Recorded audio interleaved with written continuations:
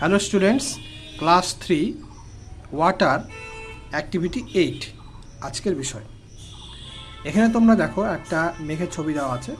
এখানে দেখো পিওর মানে বিশুদ্ধ, সিম্পল মানে সহজ সরল, ন্যাচারাল মানে হচ্ছে একটা প্রাকৃতিক বিষয়, প্রাকৃতিক বা এরপর দেখো এখানে বা সাধারণ, ফ্রি হচ্ছে মুক্ত, হেলদি মানে হচ্ছে স্বাস্থ্যকর।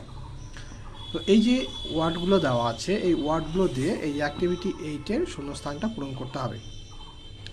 It is good to drink pure water, বিশুদ্ধ পানীয় জল পান করা ভালো। Rain rain in June is a natural event, একটা সাধারণ ঘটনা, জুন মাসে বৃষ্টিপাত। Mister Roy is a simple man, একজন সাধারণ মানুষ। We must have some healthy habits, আমাদের কিছু অবশ্যই সুস্বাস্থ্যকর অভ্যাস থাকতে হবে। We live in a free country, আমরা একটা স্বাধীন দেশে বসবাস করি। এরপরে দেখো এখানে ওয়াটার ফ্লোস, ফ্লো থেকে ফ্লোস। দি বয় ওয়াক্স, এই যে ওয়াক থেকে ওয়াক্স।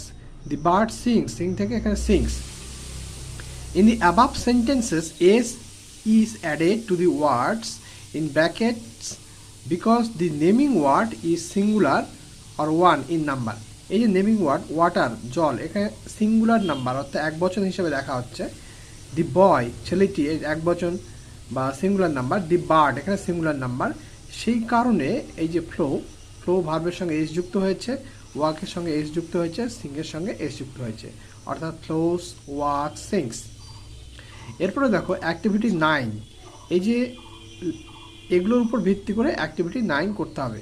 হি মানে হচ্ছে সে, একজন, সিঙ্গুলার নাম্বার, সেই জন্য এখানে পুটের সঙ্গে কী বসলো? S. He puts the book on the table. She looks at the picture, সে ছবির দিকে তাকায়। Bobby takes his breakfast at 7 AM, Bobby 7টার সময় তার সকালবেলা খাবার খায়। বিদিশা লাইকস, LIKE এস যুক্ত হয়েছে, likes to eat mango, Bidisha আম খেতে পছন্দ করে। The boy runs very fast, ছেলেটি খুব জোরে দৌড়ায়। তাহলে আজকের মতো এইটুকুই। আগামী পর্বে নতুন টপিক নিয়ে আলোচনা হবে।